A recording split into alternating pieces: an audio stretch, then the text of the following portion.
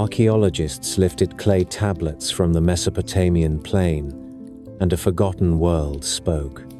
It told of Uruk and Eridu, of ziggurats that reached for the sky, of kings before the flood, and of the Anunnaki who shaped the fate of cities.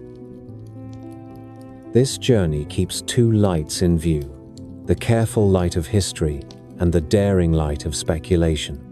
We will read the tablets, hear the myths, weigh the evidence, and ask whether the gods who came from the sky were travelers after all. Settle in. We are going to Sumer, to the first cities, to the oldest questions of who we are and how we began. As always, I'd love to know where in the world are you listening from and what time is it for you? Whether you're here to relax, to fall asleep, or just to get lost in old stories, I'm glad you're here. Now, let's begin. At the meeting place of two restless rivers, human ambition learned to breathe in clay and reed. The land between the Tigris and the Euphrates is not gentle country. The rivers change mood without warning, building levees in one season and slicing new channels in another. Summer sky presses down with heavy heat. Winter rains make roads into slick ribbons of mud, and the wind moves over flat ground with a voice that sounds ancient even now. Yet in this demanding plain, something new began. The first true cities rose, not as scattered villages, but as dense communities bound by waterworks, temple duty, labor schedules, and a system of writing that turned speech into marks. Out of this marriage of necessity and imagination came Sumer, a civilization as old as our urge to remember. The geography forced invention. The alluvial plain offered rich silts, but no stone and very little timber. There were reeds, clay, and faith in abundance. The Sumerians learned to cut canals that both fed the fields and tamed the floods. They sited settlements on higher ground near old riverbanks, wove reed mats, packed them with sun-baked bricks, then built with a patience that we would call stubborn if it were not so effective. Canals became the arteries of life. They carried water, produce, goods, and people. They also demanded constant attention. A neglected canal invites salt to creep into the soil and turns barley fields into sickly patchwork. The state was born at the ditch side as much as in a palace courtyard, for the management of water is the management of a people who must eat. Before Sumer had a name, there were long centuries of preparation. Archaeologists speak of Ubaid villages with their painted pottery, and of the Uruk period when the first monumental temples took form. Those labels are modern convenience. What matters for our story is that the region gathered momentum. Temples rose in packed mud brick, layer upon careful layer. The White Temple at Uruk stands in memory as a gleaming platform for the sky god, a place where offerings climbed and prayers descended. At Eridu, a city the Sumerians later called the First City, priests tended a shrine to a god of sweet water and wisdom named Enki. The ground at Eridu tells its own story. Below the later levels lie older ones, each a small temple that was razed and rebuilt slightly larger, as if the people kept returning to a conversation with the divine that could not be finished in a single generation. The city of Uruk deserves a long moment of attention. In its great age, it was a roaring place with districts devoted to craft, storage yards stacked with jars of grain and oil, and the Inanna precinct where the goddess Inanna received her due. Walls ran around the urban body like bands of muscle. The Sumerians would have seen it not simply as a place of commerce, but as a living being whose temple was its heart. Between houses of packed mud with whitewashed walls ran narrow lanes where donkeys brayed and children practiced letters on scrap clay. People wore garments woven of wool from hardy sheep, ate bread from barley flour, and drank beer thick enough to require a straw. The city was an economy, a calendar, a court of law, a stage for celebration, and a memory machine. Writing came as a tool before it dared to become an art. Long before scribes wrote poems, clerks pushed tokens into clay envelopes to account for barley, sheep, and jars of oil. Someone realized that a sign on the outside was easier than breaking open the packet. Someone else realized a sign could stand on its own. By the late 4th millennium before the Common Era, signs scratched and pressed into clay became a system that we call cuneiform. The first tablets are dry to read but electric in meaning. They track rations, deliveries, and lists of workers by name and job. They belong to offices in temples that had learned to count souls as carefully as they counted grain. From such humble purpose grew chronicles, hymns, king lists, and the earliest literature that still speaks. It is easy to imagine writing as a quiet act in a quiet room, but the Sumerian school was anything but a sanctuary. The scribal house, the Adaba, was a workshop of repetition and discipline. Students copied sign lists for hours until the stylus felt like an extra finger. The master would correct tablets with a firm hand. Children of officials and priests filled the benches. In time, mastery granted entry to a world of power.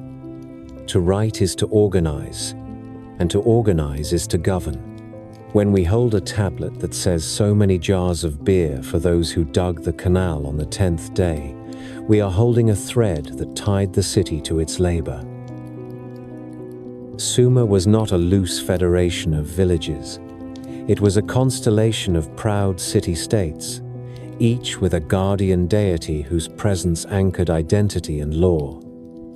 Nippur had Enlil, a lord of wind and command. Uruk had Inanna and An, the god of the sky.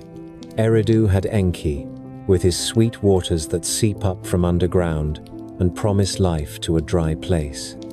Had its moon god, whose great ziggurat still rises today, a mountain made by hands, its sides stepping upward in balance and beauty. Lagash, Kish, Uma, and others joined the dance of alliance and rivalry. Each city had its ruler, sometimes called Ensi, sometimes called Lugal, words that hint at the politics of authority within a sacred frame. Rulers carved steles to boast of victories and grant fields to loyal servants. The stele of vultures tells of borders contested and bloodshed justified under divine gaze. The temple was the axis. It was a place of prayer, yes, but also of accounting, storage, craft, and decision. We should not imagine a separate sacred and a separate secular. The gods owned fields, flocks, and fish ponds. Priests managed male and female laborers, issued rations, and invoked the divine name over the work. The harvest moved into temple storehouses. From there, it moved out again as wages in kind. When we read tablets that record the ration of beer and bread to named workers, we are watching the temple act as employer, banker, and judge. The line between throne and altar was porous, and that made the city resilient as long as the gods were thought to be pleased. Materials had to be found elsewhere. The plain offered straw and clay, reeds and bitumen, but the builders of cities hungered for stone and fine wood. The Sumerians turned their canals into roads and their rivers into highways. They sailed down to the Persian Gulf and out into open water. They traded with Dilmun, a place often identified with the islands in the Arabian Gulf. They sought copper from Magan, which scholars connect to the mountain lands of present-day Oman. They coveted lapis lazuli that traveled a long distance from highlands, often associated with Afghanistan. and carnelian beads that may have arrived with traders from the Indus lands that Sumerians called Meluha. In return, Sumer offered textiles, grain, and crafted goods. Trade left its marks in seals and tablets, in borrowed words, and in the very idea that the world beyond the rivers could be known and navigated. The cylinder seal is a small marvel. Carved in hard stone with minute figures and scenes, it is rolled across wet clay to leave a repeating image. Officials used seals to secure jars and doors and to sign documents. Each seal is a story in miniature. A hero grapples with a lion. A god receives an offering. A procession winds toward a throne. The imagery is symbolic, a dense language of power and piety. Later writers would see in some of these scenes what they believed were figures in strange helmets or star-like signs that looked too precise. To the Sumerians, these were the marks of divinity and authority. The seal was a key to the administrative world and a theater for myth in one polished cylinder that fit in the palm. In the royal cemetery at Ur, excavators found graves rich with artifacts and silent with questions. Instruments lay where musicians once stood. A queen named Puabi wore a crown fashioned of gold leaves with rosettes that still seem fresh when the light catches them. The famous Standard of Ur, a wooden box covered with shell and stone inlay, shows a banquet on one side and a procession of captives on the other. The two faces of power.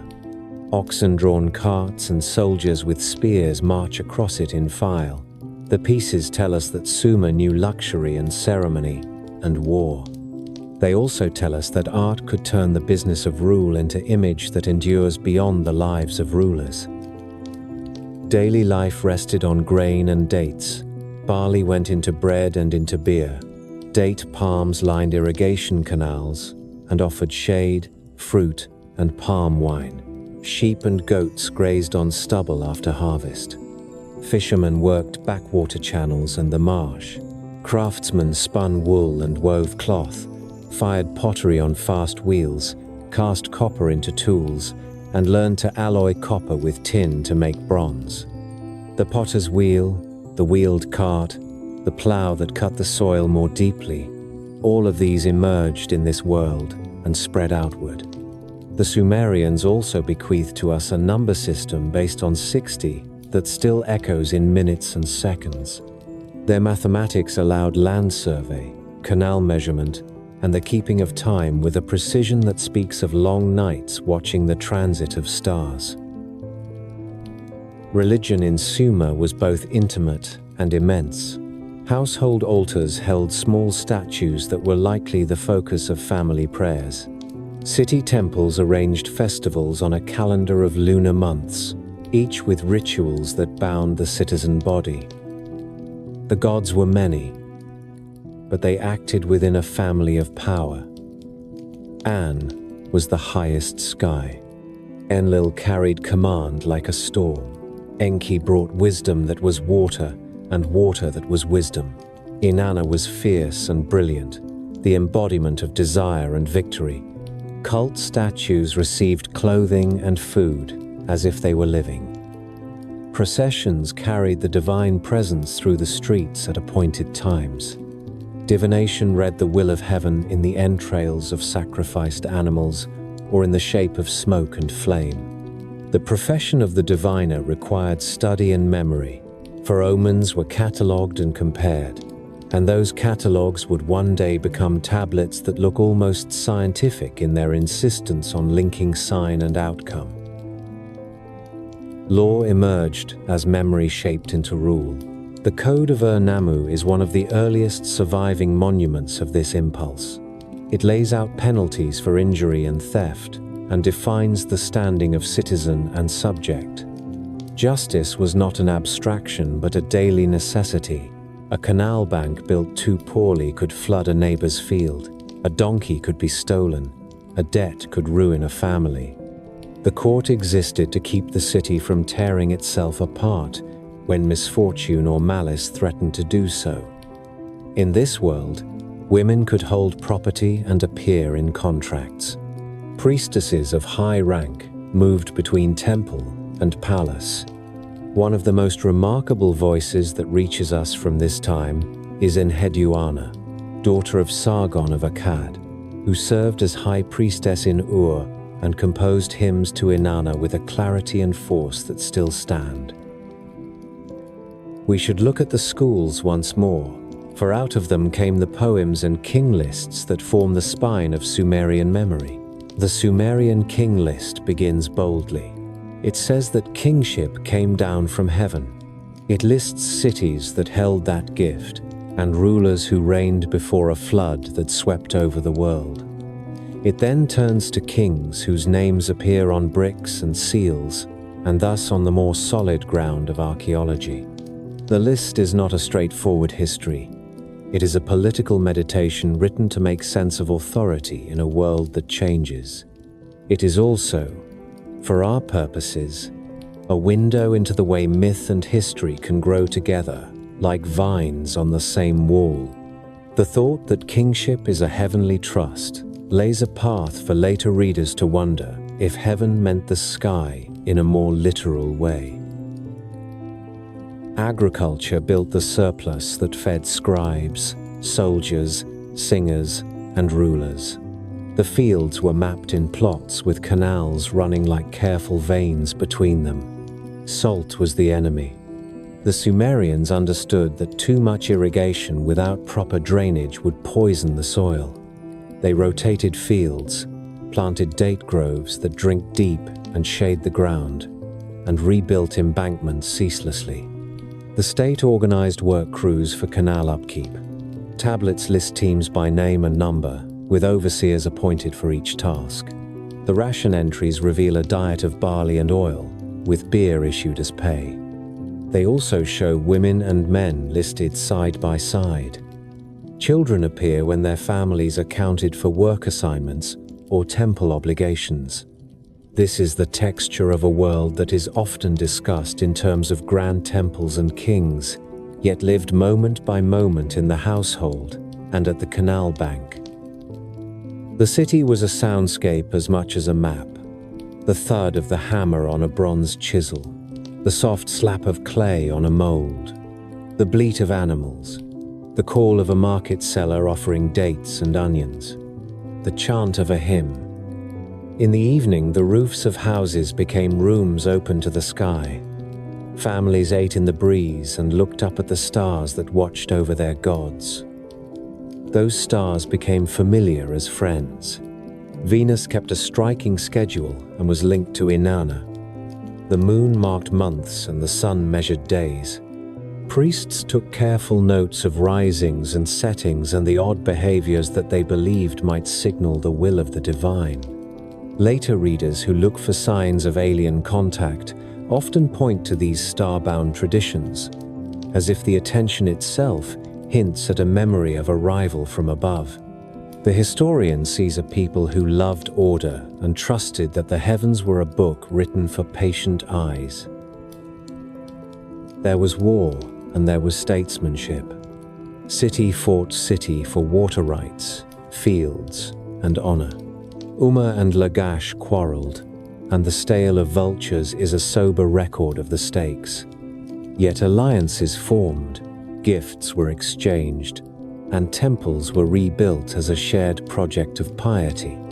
Sometime later, the Akkadians to the north would gather Sumer into a wider realm under Sargon and his heirs. But in the period of our chapter, the Sumerians themselves were the main actors in a drama of growth and rivalry. Their political imagination shaped later empires, not because of conquests alone, but because they built institutions that endure in principle even if their bricks have returned to dust. We circle back to the question of materials and the track of trade across seas and deserts. When lapis beads glitter on the neck of a queen in Ur, they bring a reflection of distant mountains into a lowland palace. When carnelian flashes red at a wrist, it carries the color of another land. The seals that identify merchants and officials with names that are not clearly Sumerian hint at communities of foreigners living within the cities. The Sumerian world was not a closed bowl. It was a busy intersection. Even the words used for some goods point to journeys. The very idea of Dilmun became both a trading partner and a place of purity in myth, a paradise at the edge of the sea. Commerce and imagination traveled together. There is a pleasure in the small objects of life. Board games with patterns of squares and rosettes, cosmetic jars carved from stone so thin it seems light itself, clay figurines whose eyes are wide and attentive, copper razors and needles, the utensils of kitchens, baked clay models of animals that likely made children laugh. These do not change our knowledge of grand politics. They do something more precious. They tell us that people in Sumer were not only subjects and workers and worshippers, they were also mothers and fathers, friends and rivals, tired and amused, proud and sometimes afraid. Their civilization rests on the human scale as much as on the royal and the divine. No account of Sumer can avoid its intellectual daring. Mathematics built on units of 60. Geometry measured fields that were not perfect rectangles. Timekeeping allowed ritual and work to be synchronized across crowded streets. Medicine existed as both plant law and ritual incantation. The Sumerians recognized diseases, diagnosed, and applied remedies with hope and tradition standing side by side. They named the parts of the body. They also believed words could wound or heal, and that belief lives alongside their practical skill. The intellectual house of Sumer had many rooms.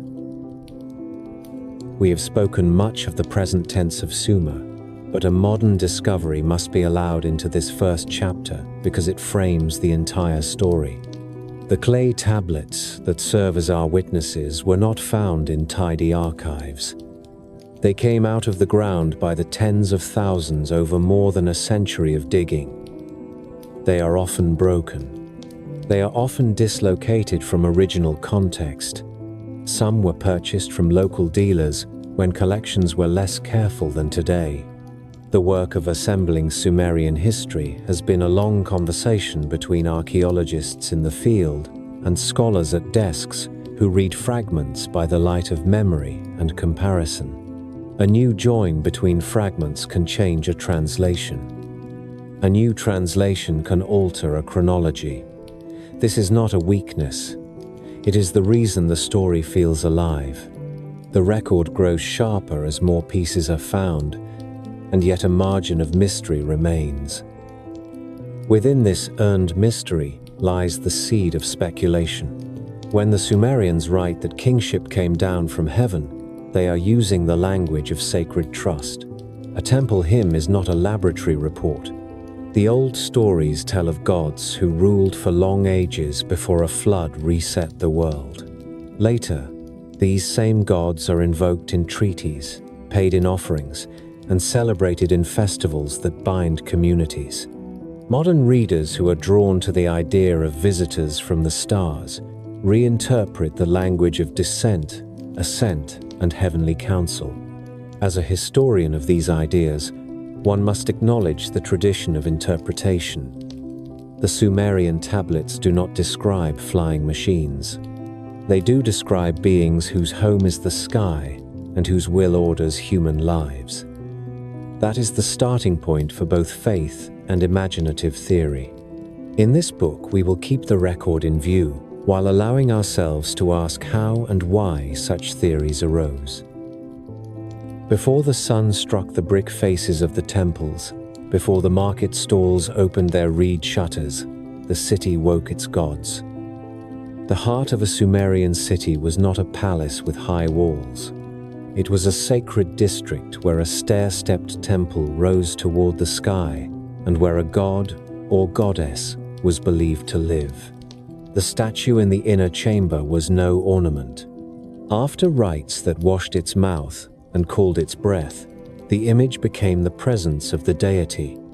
Priests lifted the curtains, dressed the image, offered bread and beer, poured oil, burned incense, and sang hymns whose lines still come down to us on clay. The entire city was arranged around this center. Granaries, workshops, scribal houses, and courts formed a ring of life that served the resident god. This is what it meant when Sumerians said their gods dwelt among them. The divine was not an idea. It was a neighbor with a house of brick and bitumen, a household with servants, and a daily appetite that had to be met. At the head of the Sumerian pantheon stood An, the great sky. His name is a single breath. He is a figure more often invoked than described. An was the oldest authority, the distant summit that sanctioned order. Close beneath him in power was Enlil, lord of wind and command, who made destinies and could tear them down. His house was the Ekor at Nippur, a name that means mountain house in a land without natural peaks. To step into the Ekor was to step into the middle of the world as Sumerians understood it. There was no empire of Nippur, yet kings from many cities sent offerings there, because rule itself was thought to be granted at Enlil's seat. Enlil was stern. He was the force that separates, that cuts heaven from earth, that sends a storm to break a prideful wall. He was also the figure invoked when a ruler wished to claim a just cause. There was another power who did not rule through command alone.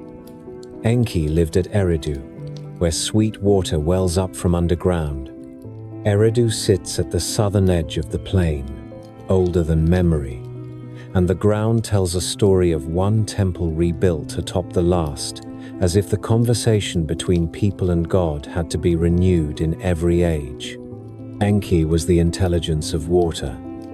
He was the patron of craftsmen, magicians, and sages. When myths require a cunning solution, it is Enki who whispers it.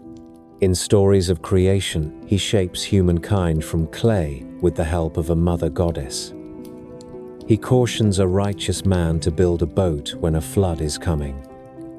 He makes the rivers that allow fields to live. His wisdom is famous, but it can be tricky. In one tale about the foundations of culture, Enki fills a boat with the me, the decrees of arts and institutions that make civilized life possible. Inanna, goddess of Uruk, shares a feast with him and persuades him to let her carry the me back to her own city. It is part theft and part gift, a wonderful ambiguity that says something essential about Sumerian imagination. Culture is treasure. It is also a burden. It belongs to no one and to everyone. Inanna is the blazing heart of many Sumerian stories. She is love and war, beauty and terror, the morning star and the evening star. Her house in Uruk was the Eanna precinct, a complex of temples where her presence ordered the life of the city. She chooses kings, favors the bold, and upends the proud. She descends to the land of the dead to challenge her sister and returns with a cost that must be paid by others. She loves the shepherd Dumuzi and then gives him up. The hymns to Inanna, written by Enheduanna, a high priestess in speak in a voice that still feels immediate. They call her fierce and splendid, a force who can set a city to joy or grief. When astronomers in later ages chart the evening and morning star with careful numbers, they are following a path that Sumerians walked in a more symbolic way by linking a planet to a presence. Inanna is a goddess with a foot in the sky. There were other bright powers. Nanna, also known as Sin in later Akkadian, was the moon whose great ziggurat at still throws a shadow that moves like a slow clock over the ruin field. Utu, later called Shamash, was the sun who sees everything and thus sits as a judge over human disputes. When a litigant swore an oath in court, he called on the sun as witness. Ninurta was a warrior and a champion who carried the thunder of Enlil into battle. Nergal was lord of plague and later of the underworld, a figure who burned with dangerous heat. Ereshkigal ruled the land of the dead with absolute claim. Ninsun was the mother of kings and a lady of wild cattle. Ninhursag was a mother of mountains who shaped people and animals.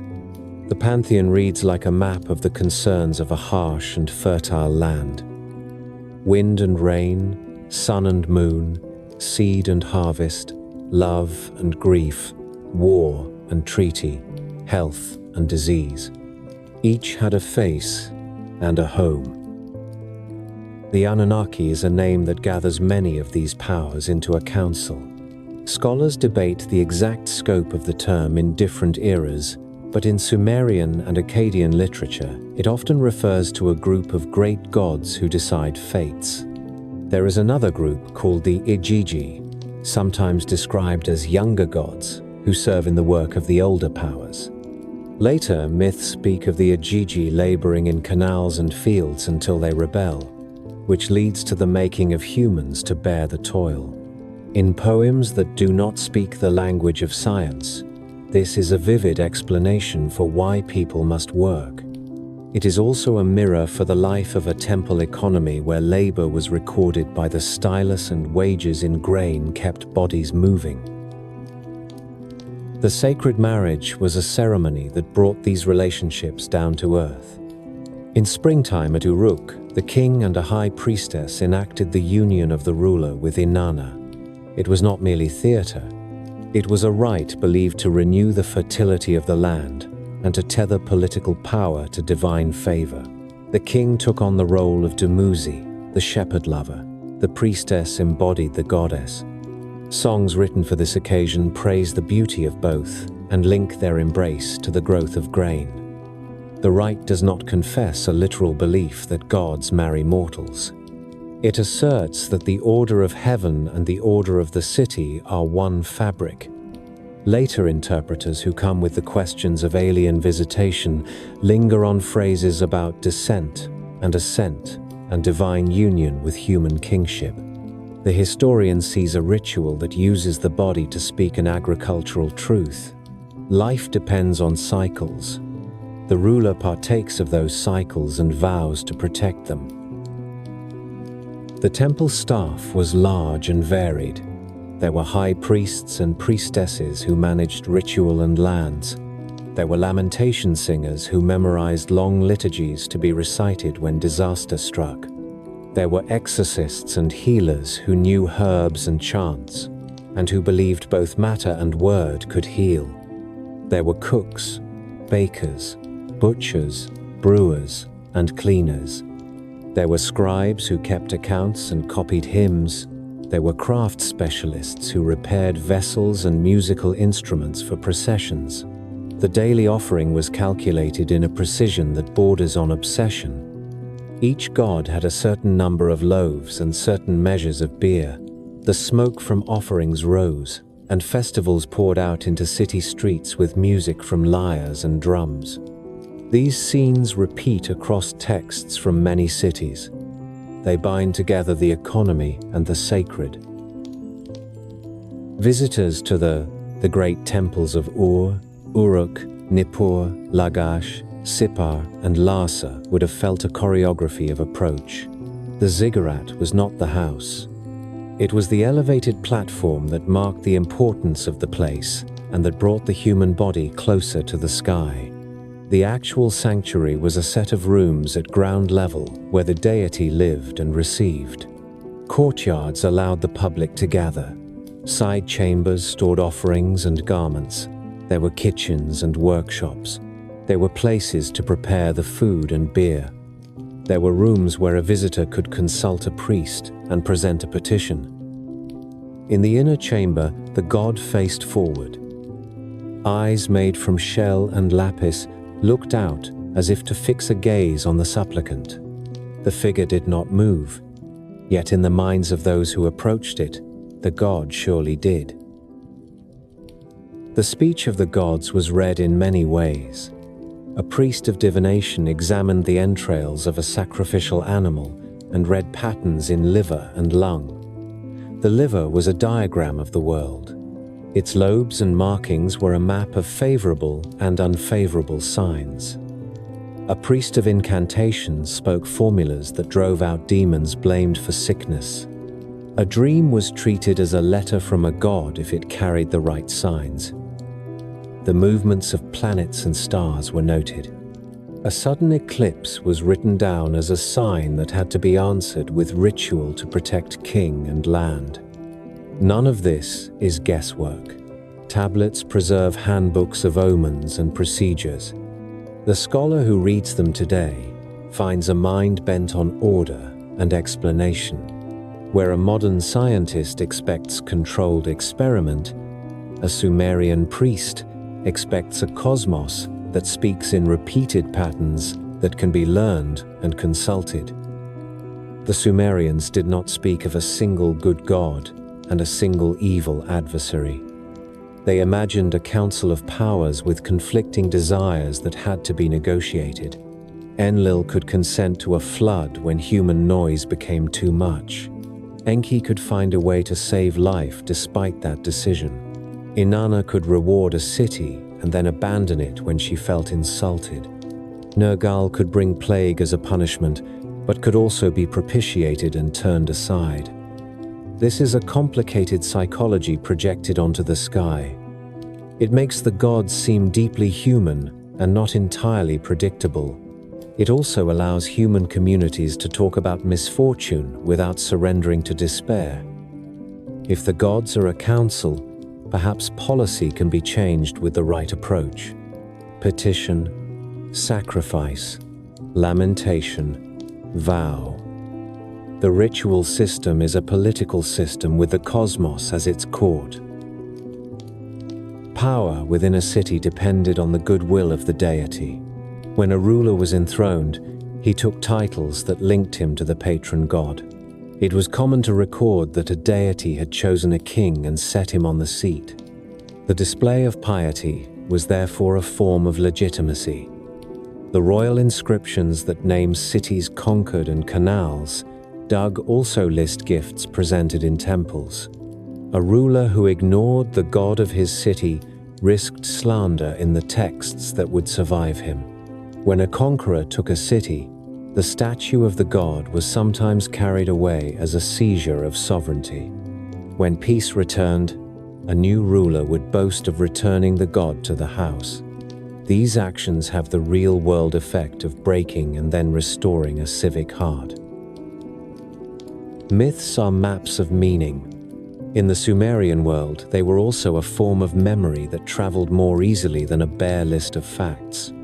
The tale of Inanna stealing the me from Enki remembers the spread of crafts and institutions from older centers in the south to rising cities like Uruk. The story of a hero named Ninurta defeating a monster called Anzu and restoring a tablet of destinies remembers the triumph of a champion over chaos and the return of rightful order to the world. The descent of Inanna remembers the reality of loss and the dangerous bargains people make with grief. The love of Inanna and Dumuzi remembers the cycle of seasons, the quick joy of spring, and the sorrow of fields that turn brown as heat returns. These stories were performed and sung. They were also copied in scribal schools, which is why we can hold them now. For readers who look at these tales through the lens of ancient astronaut theory, certain phrases catch the eye. When a text says that kingship descended from heaven, does that mean a craft hovered and a stranger stepped out to place a crown on a head? When a hymn praises the boat of heaven, was there a vehicle that crossed the sky and left a track that the poet tried to describe? When a god rises to heaven or descends to the netherworld, could there be a memory of actual travel? These questions are not new. They are part of the modern afterlife of Sumer. A careful historian notes that the language is symbolic in its own context. Descent from heaven is a way to say that authority comes from beyond ordinary human bargaining. Boats of heaven are ritual objects in processions and the imagined conveyances of a divine household. Rising and descending describe the cycle of cultic presence as statues leave the temple for festival or are returned to the inner room. And yet the questions persist because the imagery is vivid and the longing for contact with something beyond ourselves is older than writing. The personal God is an idea that pulls the cosmic council close. A man or woman could claim a personal deity as guardian and patron. Prayers ask that this God walk beside the petitioner and speak a good word on their behalf before greater powers.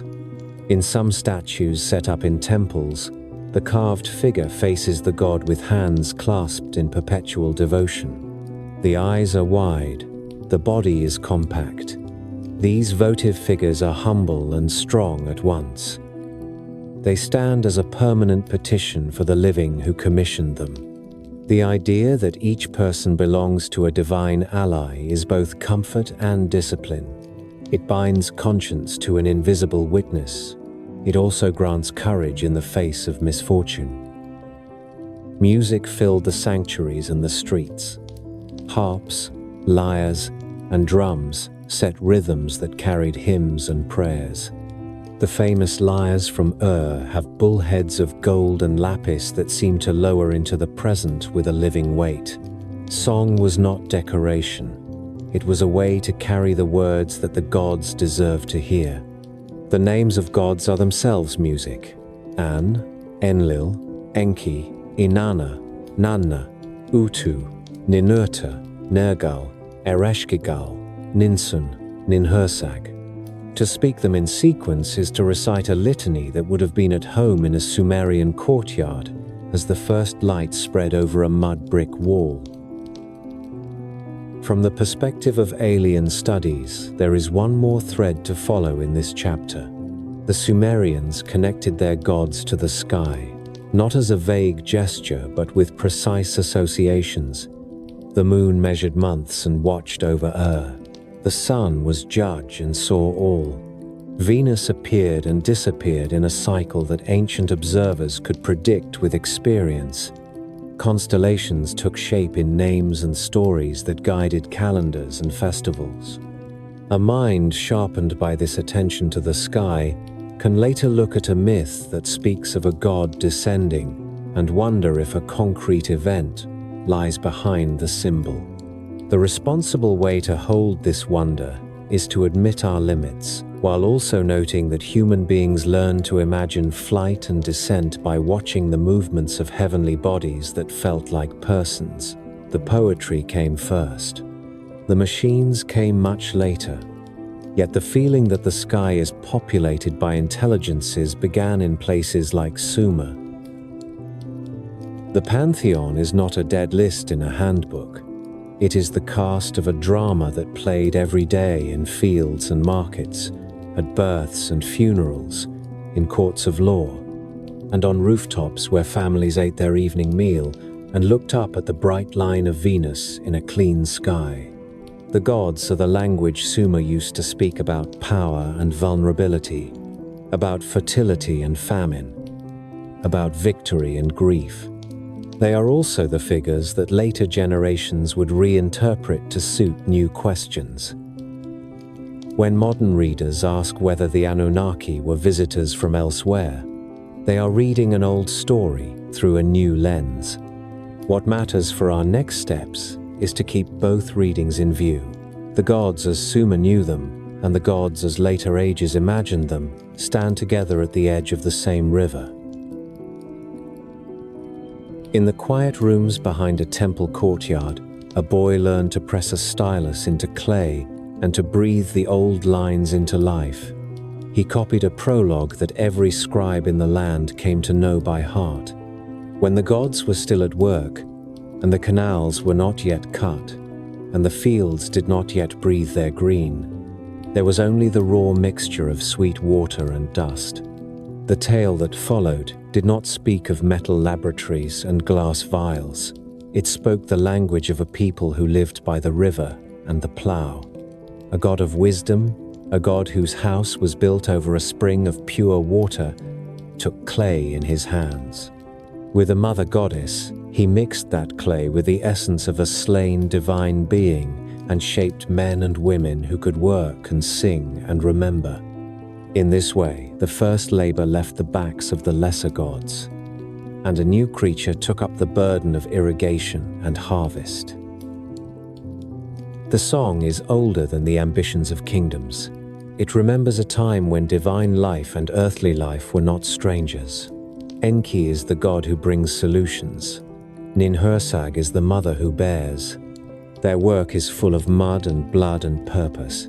The result is not a hero, but a worker. The first job is to open the canals and cut the fields to the measure of a hungry city. The tablet does not blink at the harshness of this commission. Humanity is made to labor, and labor in Sumer is not a curse, but a calling that feeds a people and pleases the gods.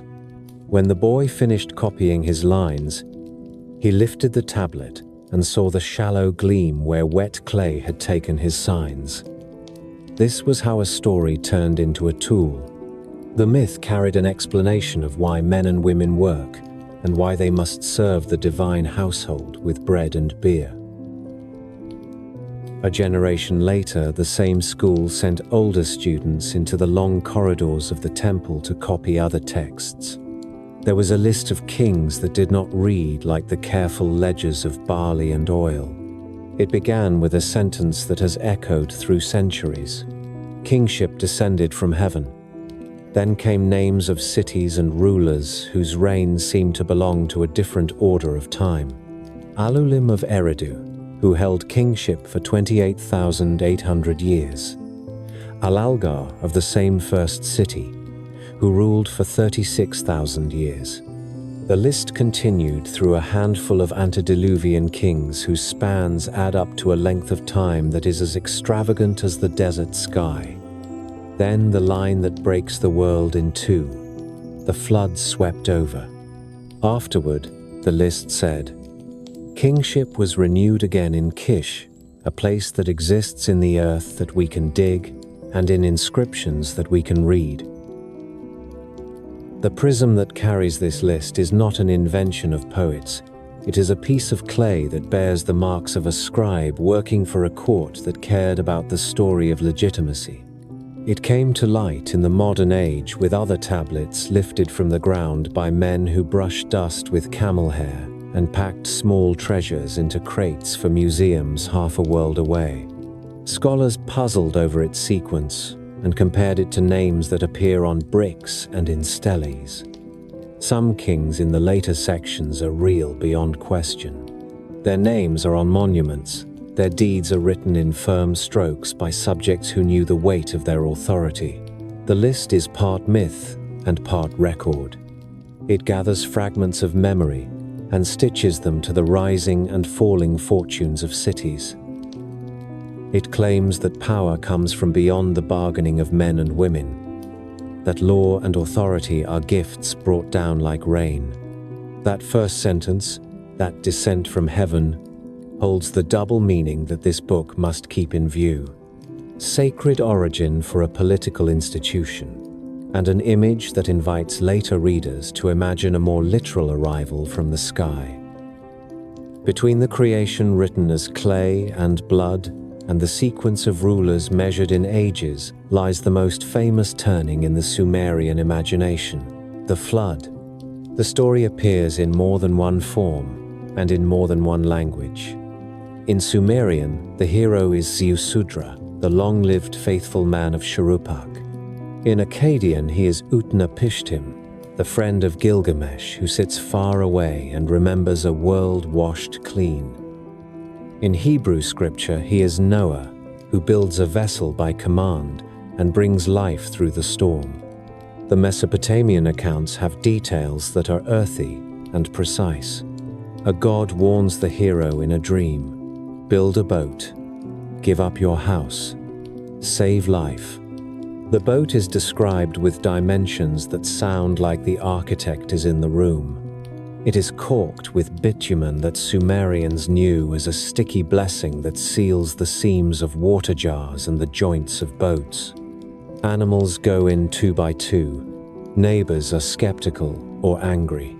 The flood rises. The wind and rain go on without mercy.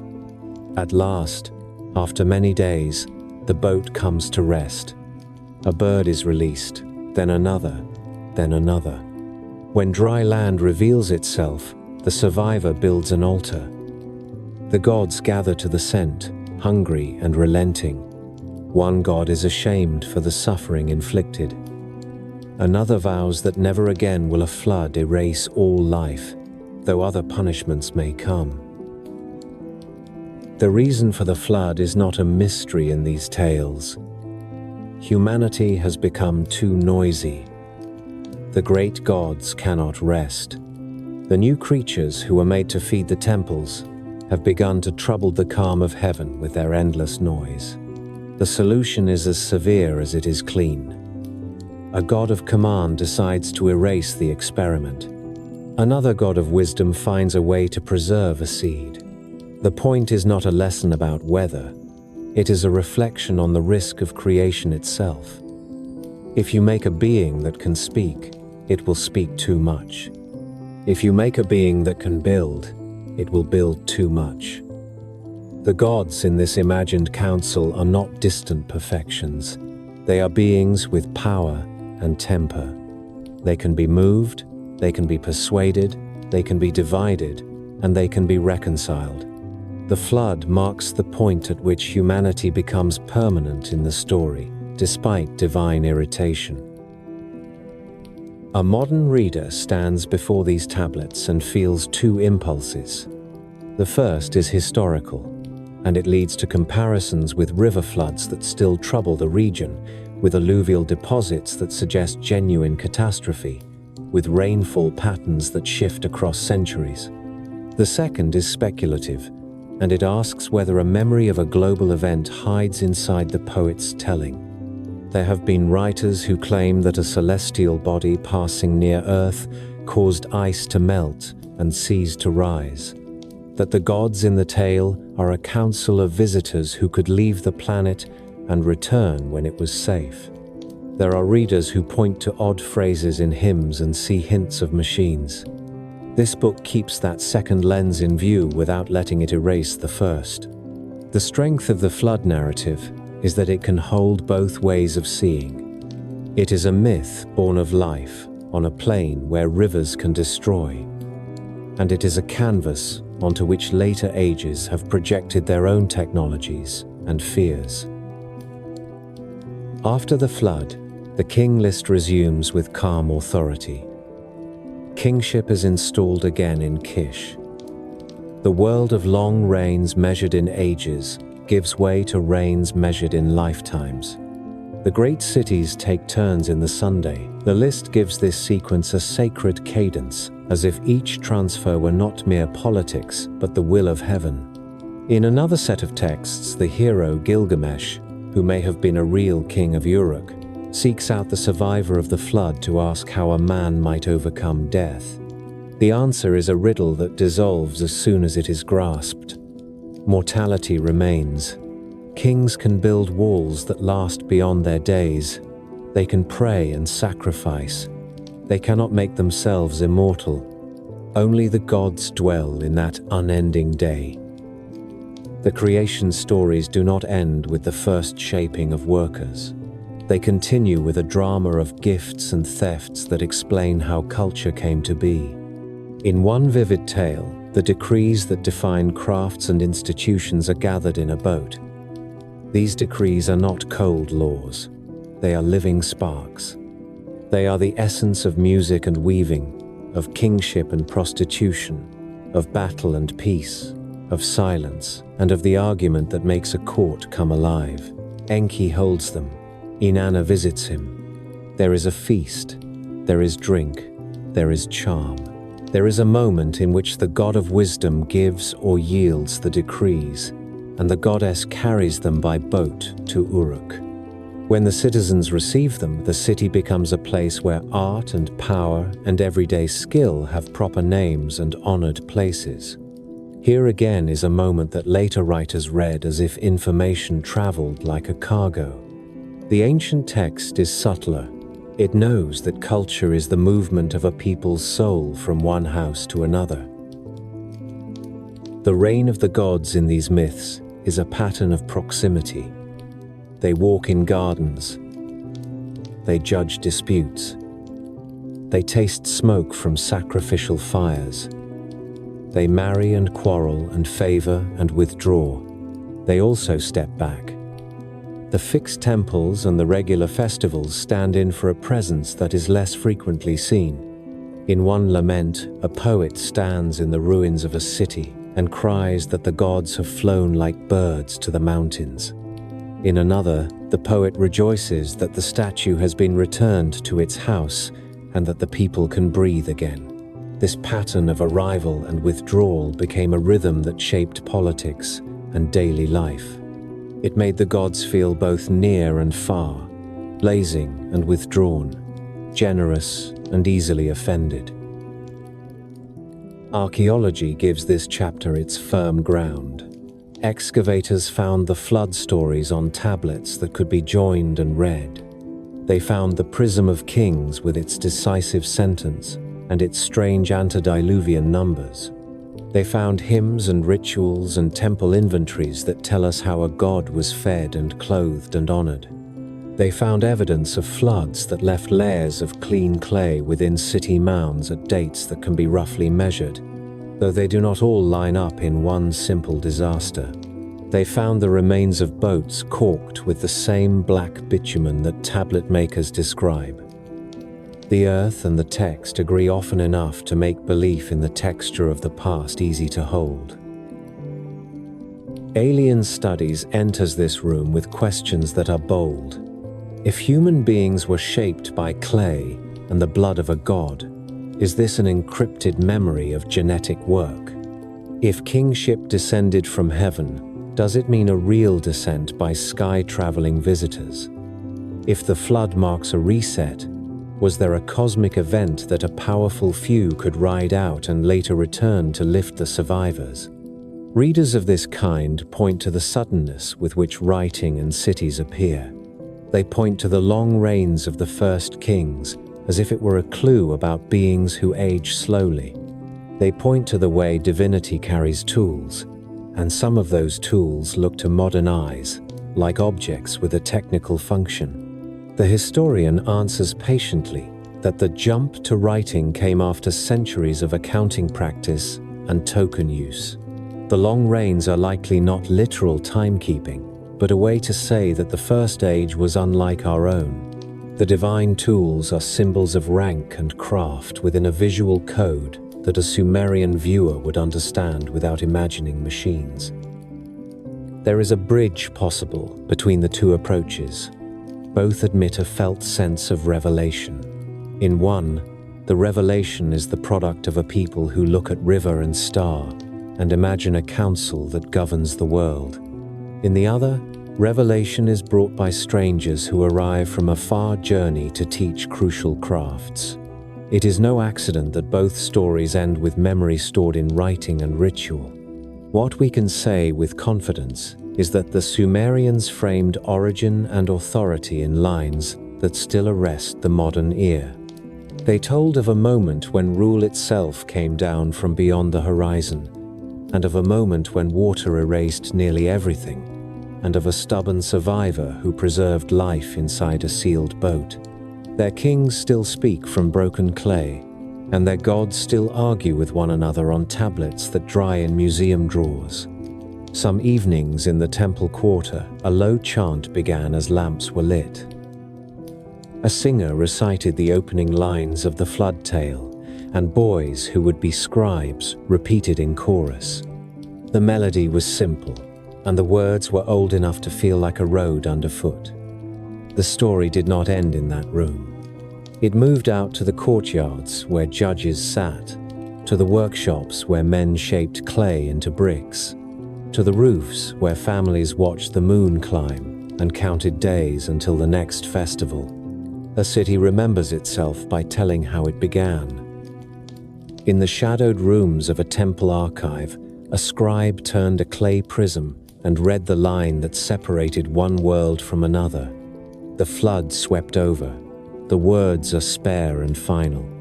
On the same prism, the next entry feels almost calm. Kingship was lowered again to Kish. That single turn from deluge to dynasty is the hinge on which Sumerian memory swings. It moves us from an age when gods ruled as near neighbors into an age when human kings, chosen and chastened by those gods, built walls, kept ledgers, cut canals, and went to war in chariots of wood and leather over the same plains where the first stories were told. Archaeology has given this transition a ground to stand on. In the mounds of ancient cities, excavators have found clean bands of river clay that suggest severe flooding at different times in different places. Shurupak shows one such layer that some scholars place around the end of the 4th millennium before the Common Era. Kish and show other bands that do not match one single event. The earth says there were floods, and that they were sometimes ruinous. The tablets say there was the flood that ended an age and cleared a space for a new start. The first tells of water and silt. The second tells of meaning. The combination has power. It sets a new stage where the caste wears human crowns but still takes its cues from the divine. Kish appears first as the seat of renewed kingship. It is an early court where the Sumerian language and the Akkadian language already meet. The king list names rulers and assigns spans of years that now fall into ordinary measure. Among these names echoes a legend that later generations loved to repeat. Etana of Kish is said to have sought the plant of birth to secure an heir. He rides on an eagle in a story that ascends to the very sky and then returns to the business of succession and law on the ground. That is the mood of the period.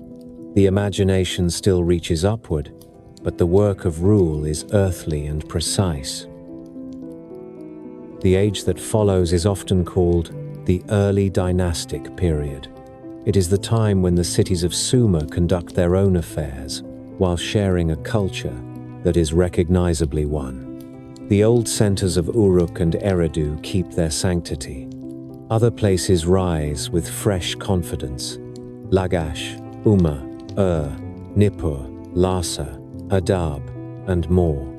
Each city has a patron god and a palace that now stands more clearly beside the temple.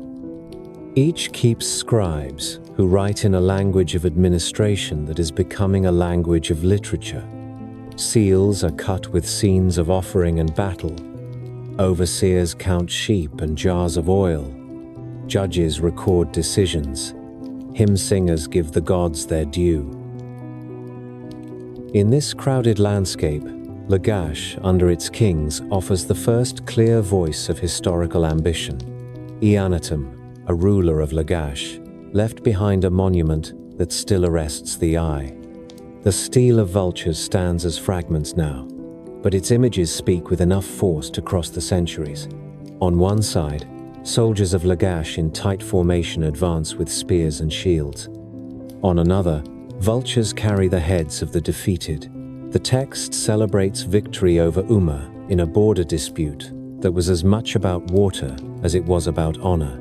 The stele is not a grand myth. It is a documentary etched in stone. It names gods, cites treaties, and records the laying of boundary stones on land that both cities claimed. It shows that Sumerian war had a logic beyond plunder. It was a way to argue with blades over lines that could not be settled by speech alone. A generation later, the city of Uruk gives us a different kind of figure. The poems about Gilgamesh that took their final shape in the Akkadian language begin in Sumerian before the flood stories were woven into them. The historical core of Gilgamesh is likely a king of Uruk who built strong walls, and who became the subject of tales that grew with each telling. His story meets history in an unexpected place, in the way he travels in search of a survivor of the flood to learn how to live in the face of death. This is what the New Age uses myth for. It is a lens for private grief and public duty, not a chronicle of literal rule by the gods. A new force gathers in the north, in a city called Akkad, that archaeologists have not yet located with certainty. Out of this city comes a man whose name has become a synonym for conquest. Sargon of Akkad appears in later tradition with a birth story that has him set in a basket of reeds and saved by a gardener. Whatever the truth of his beginnings, his career is visible in inscriptions and in the sudden unity of cities that had long been rivals. Sargon defeats Lugalzagezi of Uruk, who had briefly held the cities of Sumer under his rule, and then expands north and west until his realm stretches across most of Mesopotamia. He sets governors in the cities. He keeps a standing corps of soldiers. He establishes routes for messengers that run along hostels and wells, so that orders move faster than rumor. He makes Akkadian, a Semitic tongue, the language of court and inscription, alongside Sumerian, which remains the language of ritual and tradition. Sargon had daughters and set at least one of them in a post that would shape both religion and literature. Enheduanna, priestess of the moon god at wrote hymns to Inanna and to other deities that carry the cadence of a practiced mind and the authority of a woman who understood power in both temple and palace. Her poems do not truckle. They praise and they argue. They speak in first person in a way that is very rare for the time. Through her we hear a voice that is both private and public. Through her we glimpse a court where the ruler uses poetry to secure the favor of gods who can lift or sink a reign. It is no small thing that the earliest named author in our record is a woman from Sumer, who found her voice in a role set by an Akkadian king. Sargon is followed by rulers who keep his project alive for a time. Among them stands Naram Sin, who claims a status that few dared to claim. On a victory monument that now resides far from the land where it was carved, he steps up a mountain in the posture of a god, while stars shine above his head. He takes a title that names him a god of Akkad. Some see in this a blasphemy that earned divine anger. Others see a political invention that tried to bind many peoples to a single figure through spectacle and claim. The stele that bears his image shows his soldiers trampling the broken body of an enemy as they climb toward a peak where their leader stands alone. It is a picture of ambition taken to its limit. After Naram Sin, the empire falters. Mountain tribes that Sumerians call the Gutians press in from the east. Cities that have been held in an uneasy embrace pull away. Trade routes fray. The record becomes a patchwork of short reigns and complaints about bandits. The recovery comes from the south, from the city of Ur, where a ruler named Ur-Nammu and his son Shulgi reshape a kingdom with an energy that feels administrative rather than romantic. This is the dynasty scholars call Ur III. It is a time of ziggurats rebuilt in grand style. The great stepped temple at Ur that still stands today took its famous form in this period. It is a time of roads maintained by the crown and way stations stocked for official travelers. It is a time of standardized measures and careful audits of goods moving into and out of storehouses. It is a time of a legal code that survives in copies that predate the more famous code of Hammurabi by centuries. Shulgi reigns long and boasts in inscriptions that he ran from one city to another in a single day, to marvel people with his stamina. He patronizes scribes who produce literature and hymns in Sumerian, even as Akkadian grows stronger in daily use. The scribal schools flourish. King lists are copied. Myths are given new polish. Economic texts, always numerous, multiply until the sheer number of tablets speaks a dull truth about bureaucracy that every age learns. An organized state is a state that writes to itself constantly. The fall of comes sharply. In the early years of the second millennium before the Common Era, Elamite armies from the east raid deep into the plain. Amorite groups from the west settle and found new dynasties. The city of is sacked, and royal statues are carried away like trophies. In temples and courtyards, poets compose laments that remain some of the most searing works in the literature of the ancient world. The lamentation over the destruction of imagines the city as a woman stripped and abandoned, her walls leveled, her people scattered on roads that lead nowhere. The poet blames the high gods for abandoning the place, and he blames human sin for provoking that abandonment. It is an old habit to read politics in the language of piety. It gives shape to loss and a frame for recovery. With the end of the political map shifts. Babylon rises under Amorite kings. Izin and Larsa contend for a time. Assur, farther north, prepares to enter the story with energy that will not be denied. Sumer as a political identity recedes. Sumerian as a spoken language begins to fade from streets where Akkadian is now the first tongue. In the scribal houses, the old language is preserved as a language of learning and ritual. Boys copy Sumerian signs long after their neighbors no longer speak them at the market. Hymns are still sung in Sumerian in ceremonies that link living cities to a lineage of sanctity. A culture dies in one sense and persists in another. The gods remain, the stories remain. The law and the measures and the festivals remain with new names and new accents. Trade continues even through these changes. The Indus world that Sumerians called Meluha sends fewer ships into the Gulf as its own cities contract.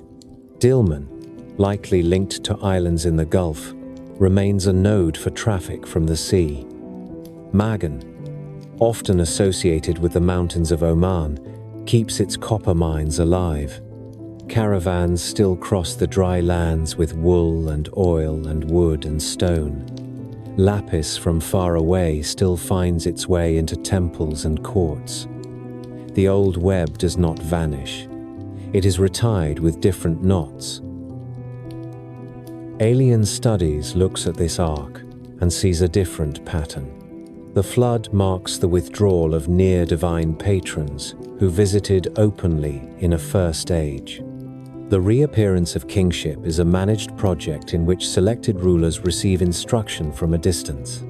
The sudden rise of a conqueror like Sargon becomes evidence of a plan to gather cities for easier rule by watchers who do not show themselves. The divine claim of Naram Sin is read as a deliberate mimicry of a status once held by actual visitors from the sky. The fall of empires is seen as the result of the same patrons leaving their clients to struggle alone.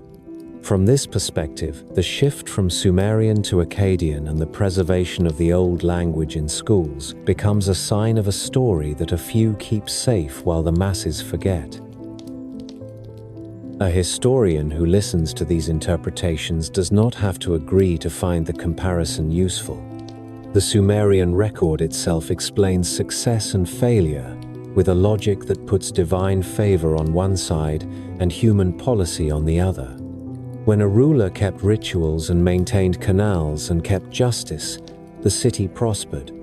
When a ruler neglected the gods and squeezed the poor, the gods looked away. Conquest and collapse were never only material events, they were judgments. That is what the tablets say in the voice of those who lived through them. The journey from flood to first dynasties to empire and fall leaves us in streets where the old language is now a priestly tongue and where the gods have retreated behind curtains that only a few can draw aside. The myths have not vanished. They have taken on the role that myths take when cities become complex. They instruct, they console, they are quoted by lawyers and sung by lovers. They are carved on seals and set in the opening lines of prayers that have become habit. They keep alive the memory of a time when heaven and earth were closer. Even as daily life asks for more grain, more water, more bricks, and fewer speeches. The rediscovery of Sumer began far from the heat and mud of its old canals. It began with an English officer staring up at a cliff in western Iran, where kings had written their names into stone. Henry Rawlinson stood before the Behistun inscription in the 1830s and 40s and copied what he could at great risk, clinging to narrow ledges while wind tried to shake him loose. High on that rock, the Persian king Darius had left a long proclamation cut in 3 scripts and 3 languages. Old Persian stood beside Elamite and the Babylonian dialect of Akkadian. Rawlinson did not know it yet, but the text would serve as a rosetta for the wedge-shaped writing of Mesopotamia. He carried his squeezes and notes into rooms where scholars argued about signs and sounds. While he worked, an Irish clergyman named Edward Hincks broke the first stubborn rules of the script in papers that few read at first. Julius Oppert and other continental scholars joined the effort.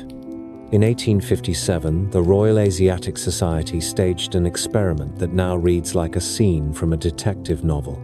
They gave the same inscription to 4 men who had never met and asked for independent translations. The results matched beyond chance. The door was open. Meanwhile, the ground was giving up more than anyone had imagined. Paul-Émile Botta opened trenches at Khorsabad in 1842 and pulled a winged bull from the earth, its head carved with calm authority and its body powerful enough to look alive in lamplight. Austen Henry Layard worked at Nimrud and then at Nineveh in the mid-1840s, cutting into mounds that locals had always known held ruins. What he found astonished Europe. Long halls faced with alabaster reliefs carved with kings, archers, chariots, and siege engines.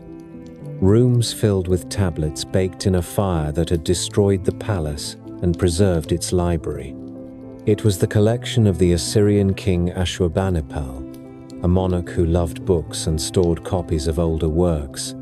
Crates of tablets went by river and sea to London and Paris.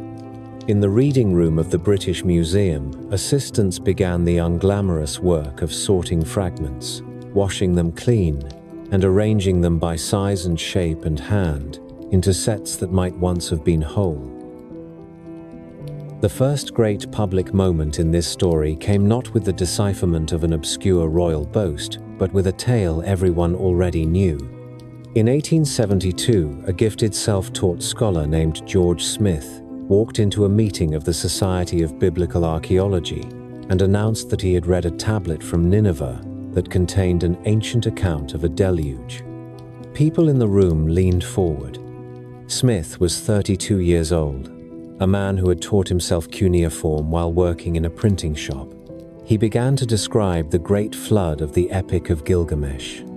He told how a god warned a man to build a boat, how the man sealed the seams with bitumen, how birds were sent out to test the waters.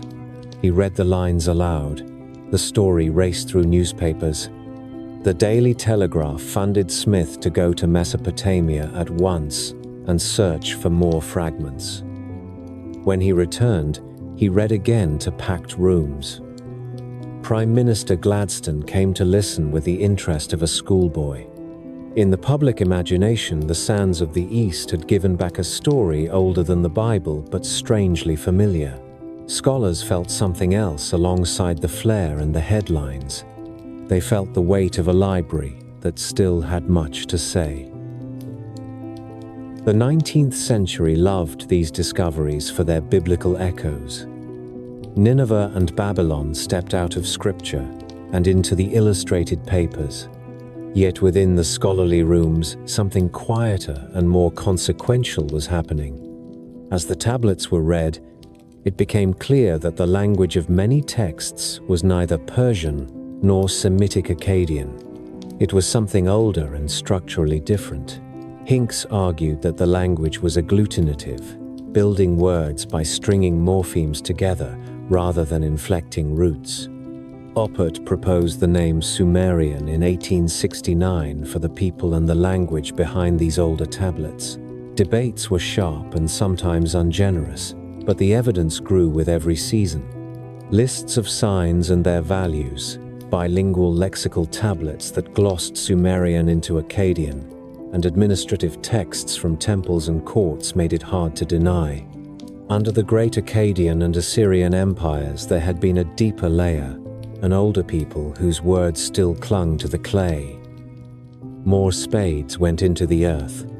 Ernest de Sarzec dug at Tello, the ancient Gursu, in the late 1870s and brought up statues of a ruler named Gudea, carved from diorite so dense it shines with a tight light. The statues sit with hands folded in devotion and the eyes of a watcher. Their inscriptions name temples, canals, and gifts to gods. They also give us the habit of a local king who built with a mind for water and worship. In the ruins of Nippur, an American team from the University of Pennsylvania worked from 1889 onward and uncovered a huge temple archive that would take decades to read. At beginning in 1922, Leonard Woolley and his Iraqi and British crews opened graves filled with wealth and sorrow. He named it the Royal Cemetery. In one tomb, a queen named Puabi lay on a bier of wood and gold, her hair dressed with leaves of gold and lapis rosettes, while retainers lay where they had fallen after drinking a strong draught prepared for the journey. Among the treasures was a box now called the Standard of its inlay showing peace on one side and war on the other. Libation cups, lyres with bull heads, chariots, tools, and personal ornaments filled out a picture of a court that loved sound and display. Clay tablets poured into museums faster than they could be catalogued. Administrative records outnumbered literary works by a wide margin, as they do in any bureaucracy. They listed barley rations for teams of workers, consignments of wool, allotments of fish to temple kitchens, and fines levied for theft and injury. They named officials, witnesses, and judges. They told the exact measures of bricks for a wall, or the daily count of sheep in a temple flock. They established that Sumer was a machine of memory. Alongside them, the more delicate tablets of myth and hymns slowly formed into readable texts. The world first met Gilgamesh in Akkadian through Smith, but scholars like Samuel Noah Kramer and Thorkild Jacobson in the 20th century gave voice to Sumerian poems that stood behind the later retellings. The Descent of Inanna. The hymn cycles to Enlil and to Enki, the list of kings that begins with the sentence about a heavenly gift and that steps into recorded time with the calm of an experienced court clerk. The technique of reading improved as the corpus grew. Early copies of tablets gave way to photographs and hand drawings that could be compared across collections. Scholars learned the hands of individual scribes, as one learns the hand of a medieval monk. A broken tablet in London matched a fragment in Istanbul. A line restored in Paris made sense of a gap in Philadelphia. The work is patient and cumulative and often lonely. Sometimes a single new sign makes it possible to understand a whole genre. The lexical lists, strange as they are to a casual reader, became gold for linguists. They reveal how Sumerians grouped plants and animals, how they measured land and time, how they named tools and body parts, and how they imagined the heavens. The sexagesimal system of counting appears on school tablets in problems that still look familiar. If a field has such and such a length and such a breadth, How many workers to harvest in so many days? The students who copied these lines make mistakes that today bring a smile of recognition. The alien question did not stand at the trench side in the 19th century. Victorians brought other myths with them into the ruins. They brought a confidence that ancient wisdom would confirm scripture. They brought a taste for grand moral narratives in which empires rise for a purpose and fall when they betray it. Yet even then, some minds looked at the figures on reliefs with a different curiosity. The winged beings in Assyrian halls carried cones and buckets. Their hair and beards were arranged in complicated tiers. To a Victorian, these were angels of a distant past, guardians of a tree of life. To a later viewer raised on rockets, the same figures sometimes looked like men in suits and helmets, holding devices that puzzled the eye. The old stones were getting ready for the new age of speculation, even as the first serious grammars of Sumerian and Akkadian were being written. By the middle of the 20th century, there were hundreds of thousands of tablets in world museums, most of them unedited and unread. Regional unrest and the normal limits of budgets slowed work that had already stretched for generations. New tools promised relief. Catalogues on paper gave way to photographs and then to digital scans. Concordances and online text corpora allowed a scholar in Chicago to search for a rare verb across the collections of Berlin, Baghdad, and London. A poet in Jerusalem could read a Sumerian hymn in transliteration and watch the old words shape a new poem in her own language. The material began to speak to more than a circle of specialists. It spoke to anyone who wanted to listen. The most dramatic returns of the modern period do not always come from a royal tomb or a spectacular relief. They come from a join that takes place in a quiet office. A scholar notices that a broken line on a tablet from Nippur completes a proverb on a fragment in Oxford, and that both illuminate a passage in a long myth that has puzzled readers for decades. A student realizes that a humble lexical list holds the key to a rare term for a cult object in a ritual. The patient labor of a century continues in this way, line by line, as if the ancient scribes had designed the puzzles on purpose to sustain the attention of posterity. While the careful work went on, popular imagination was preparing its own path into Mesopotamia. In the years after the moon landings, with television beaming images of rockets and planets into living rooms, the public appetite for contact stories grew. Old myths that spoke of gods who came from the sky were read with new eyes. A Swiss hotelier named Erich von Däniken proposed that ancient visitors had sparked the great cultures of the world.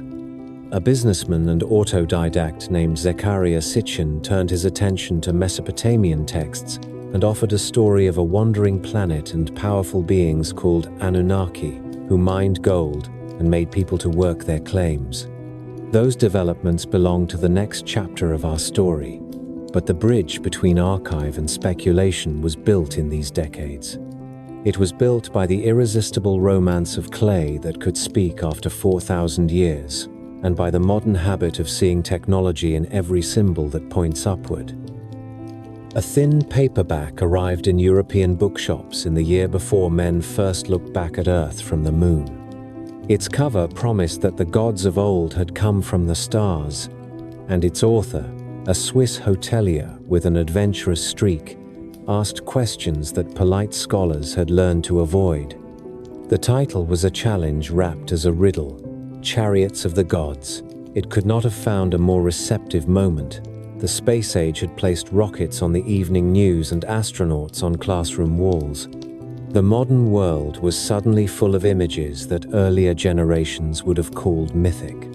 White-suited figures floated above a blue planet. Machines landed on strange soil and talked back to us across a vacuum. Against that background, The idea that the first teachers of civilization had stepped from a craft instead of a cloud felt less like fantasy and more like a daring translation. Erich von Däniken wrote as a collector of puzzles. He did not linger over pottery typologies or careful sequences of settlement layers. He juxtaposed photographs and tales, giant lines etched into the desert of Peru that a pilot could grasp with a single look, monumental stones at the shores of Lake Titicaca, a carved lid from a Maya tomb that seemed to show a figure bent over a control panel, reliefs in Egypt that modern eyes thought looked electrical, and everywhere myths that said the gods had descended to teach and to rule. The method was to gather wonder and to ask a leading question. Could it be that these were memories of contact? Critics protested that such questions erased the ingenuity of ancient human beings and replaced it with a narrative that did not respect local knowledge. Yet on kitchen tables and in dormitories, the questions spread. You could read his book in an afternoon and feel that the old world had cracked open. Within a few years, the flash of a hotelier gave way to the persistence of a man who promised to read the very clay of Mesopotamia with fresh eyes. Zecharia Sitchin stepped into the argument not as a showman, though he could fill a hall, but as a storyteller who claimed to anchor every chapter in a line of cuneiform. He published The 12th Planet in the middle of the 1970s. The title itself was an argument about how to count. If you counted the sun and the moon along with the familiar planets, there was room for one more. He called it Nibiru, using a word that in Akkadian texts can mean a crossing or a point of transition. He transformed that word into a roving world that moved on a long elliptical path, returning to the inner solar system every 36 centuries. From that premise, he built a history that set Sumer on a stage far larger than the alluvial plain. According to Sitchin, the Anunnaki were not remote spirits but flesh and blood travelers who came for a practical reason. Their atmosphere had been damaged. They needed gold to repair it. They found traces of the precious metal in earth and began to mine, first with their own hands, and then by altering a local hominid to create a worker who could bear the toil. He cast Enki as the engineer and Enlil as the stern administrator. He placed their first bases in the south where the marshes meet the sea. He gave the Ajiji the role of laborers who mutinied on canal banks when the heat and the hours became intolerable. He read the flood as a real catastrophe that swept away settlements when the last ice sheets broke and seas rose. And he wrote that the Anunnaki took refuge in craft while waiting for the waters to fall. They then returned to teach the survivors a compressed course in agriculture and city life. He found in the king list a memory of rule that stretched into a first age, and in the long spans of antediluvian reigns, a hint of biology different from our own. Sitchin presented small artifacts as if they were footnotes that could fix a daring thesis to the table. A Mesopotamian cylinder seal known in museums as VA 243, he said, showed the sun in the center and a correct count of planets around it, including one more than we know today, nodding to the existence of Nibiru. He took words that scholars translate as divine emblems or elevated platforms and made them into landing pads, control rooms, and shining vehicles. He pointed to the temple named Duran Ki and called it the bond of heaven and earth, as if it were a literal tether between a base and a craft in the sky. He noted that the sign for a god includes a star and pressed the new meaning hard. He linked the Nephilim of the Hebrew scriptures to the Anunnaki and said that the sons of heaven who took wives among the daughters of men were not metaphors at all. The appeal of this story was its scope. It did not only interpret a line of myth here or a mysterious seal there. It offered a complete chronology. It claimed to explain the suddenness of the Sumerian explosion, the engineering flair of later builders, and even the deep anxieties that flood tales carry around the world. The tone was confident. Where academics hesitate, he declared. Where a phrase might carry three meanings, he fixed one. And it always pointed upward. His books sold in healthy numbers, and they found a long life in second-hand shops and in personal libraries lined with paperbacks that promised lost continents and secret histories. Television amplified the theme. By the end of the first decade of the new century, the History Channel had turned ancient alien arguments into a long-running series that stitched footage of temples and pyramids with interviews. The camera would rise above a ziggurat and glide across its lines, while a voiceover asked whether this could have been a beacon. Cut to a desert where petroglyphs looked like stars. Cut to a stone that showed a figure with a helmet to modern eyes and a crown to any art historian. The show was careful to keep the refrain in the interrogative. Could it be? Was it possible? Yet the accumulation of images worked like a drumbeat. A viewer came to feel that the evidence was everywhere and that all a person needed was the courage to connect the dots. Sumer held a central place in this new mythology because it offers what no other early culture can match. It gives us named gods who teach and command. It gives us the first texts that speak about kingship descending from the sky. It gives us long lists of rulers who belong to an earlier time with a different measure of years. And it gives us a flood tale with details that feel technical to modern readers. It also gives us cylinder seals, whose tiny carved scenes can be interpreted in the direction of machinery if you want them to be.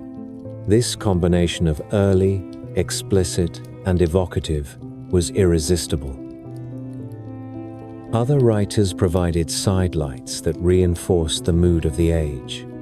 Robert Temple published The Sirius Mystery in the same decade as Sitchin, arguing that a people in West Africa preserved knowledge of a companion star to Sirius that could only have been given by visitors. That claim would not survive careful work in anthropology and the history of ideas, but it proved that the appetite for a learned contact story was not a single strand. It was a braid that included astronomy, folklore, cartography, and a suspicion that official narratives hide as much as they reveal. The climate of thought welcomed the figure of the researcher who stood at the edge of academia and who talked directly to readers without apology. The counterweight to this movement sat in the same museums that had boxed the tablets with such care. Curators and field archaeologists who had rebuilt chronologies from broken walls and carbon dates did not only disagree with Sitchin and the television producers, they felt something more personal. They felt that the work and the skill of ancient people were being set aside without a fair hearing. They could explain how Egyptians cut and moved stone with patient teams and copper chisels and dolerite pounding stones. They could show how Andean masons shaped blocks with abrasion and trial fits. They could align the rise of complex societies with irrigation costs, trade routes, seasonal labor, and the productive force of ritual. When they turned to Sumer, they could point to centuries of slow change behind the swift emergence of writing, to the long prehistory of tokens and bullae and early signs, to the undeniable record of a city economy that grew out of named families, named offices, and the need to keep track of bread and beer. Skeptics of the ancient astronaut idea also examined the specific items that had become favorites in late-night conversations. The seal that Sitchin said showed the solar system does not show a round sun with planets around it to a reader trained in Mesopotamian iconography. It shows a star sign and a god seated before it while attendants bring gifts. The star is a symbol of divine status, not an astronomical diagram. The words that he translated as aircraft can be read in ordinary senses that fit ritual and architecture. The number 3600 appears in lists, as a large unit in a sexagesimal system, without needing to mark a return of a wandering world. The kings who reigned for long ages before the flood fit a pattern seen in other cultures where mythic ancestors carry spans that declare difference rather than keep time with a calendar. Yet, even blunt rebuttals did not entirely quench the fascination. The cultural forces that lifted these theories into popular air were not easily dismissed. There was a democratic energy in them. You did not need a degree to participate. You needed curiosity and a willingness to look at a photograph and say what you thought it resembled. There was also a story about secrecy that appealed to a public that had lived through wars, decided in rooms with closed doors. If governments can hide, perhaps universities can hide as well. Add to this the simple romance of distance. Mesopotamia sits in the imagination as a place of first things, the first cities, the first signs on clay, the first codes of law. To say that the first teachers were not of this earth gives that romance a new and slightly dangerous edge. In this setting, the Anunnaki became more than a word from a tablet. They became characters in a living myth that reached into talk shows, comic books, games, and songs. The name appears on t-shirts and in late-night radio. It is shouted and whispered. It holds everything from the tidy speculations of a reader who wants to keep the door of wonder open to the elaborate conspiracies of those who say that the same visitors now sit behind thrones and corporate boards. The distance between a clay tablet and a rumor is short in an age that moves ideas at the speed of the next click. There is a photograph that captures the hinge between archive and imagination. A small cylinder of stone lies on a piece of neutral cloth in a museum photographer's light. Its carved surface shows a god on a throne and attendants with their hands raised. The seal is rolled on a thin slab of damp clay, and the impression looks like a strip of film, crisp and orderly. In the room next door, a visitor leans over the glass and says that he can see a machine. The curator smiles and begins to explain the old symbols. The two are not enemies. They are both paying attention to a difficult past. One believes the past hides a visitor. The other believes the past hides the human beings who created the world that gave us writing and law. They stand side by side at the glass, and the cylinder lies between them, mute and patient. In a quiet study where light fell across a clay fragment, two readers sat with the same text and saw different worlds. The first traced the wedge marks and spoke of scribal habits, determinatives, and context. The second leaned back and pictured a skycraft standing on a flat plain while people in woolen skirts shaded their eyes. The fragment bore the simple star sign that marks a divine name. To one reader, it meant God. To the other, it meant the sky in a literal way. Between the two lay the hard ground of archaeology and the restless reach of speculation. The first distinction a student learns in this field is that a tablet is not a diary. It is a shaped object that belongs to a room and a shelf and a sequence of hands. The little star that sits before a divine name is called a determinative. It tells the reader that the word to follow is the name of a god. It does not narrate a voyage. On cylinder seals, the same sign appears as a star or rosette to show divine status. This is the grammar of the image and of the script. When a seal from museum cases is brought under a lens and rolled across damp clay, it produces a neat scene, a seated god, an attendant with raised hands, offerings. The star hovers to say that the figure is not a courtier, it is a god. A 20th century writer may look and see a control panel and a helmet. The seal cutter saw sanctity and rank. The same tension surrounds the little word that gave a planet its rumored path. Nibiru in Akkadian is a crossing.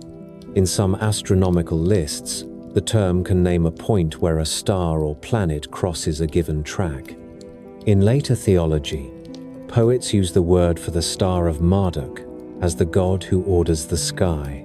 There is no staff list of orbits attached to the word. There is only usage, and usage in Mesopotamian texts is varied and precise in its own way. A number that recurs in sexagesimal arithmetic also sits at the center of a popular theory. 3600 is a large unit in base 60 math. It belongs to the same family as 60 and 300, and many other units that scribes use to count grain, time, and distance. To turn it into a calendar of the return of a wounded world is an elegant leap. It is not what the tablets offer. Consider the famous seal that some say shows the solar system as a diagram centuries before Copernicus. In the printed page, the small circle at center looks like a sundae. Around it are dots that could be planets.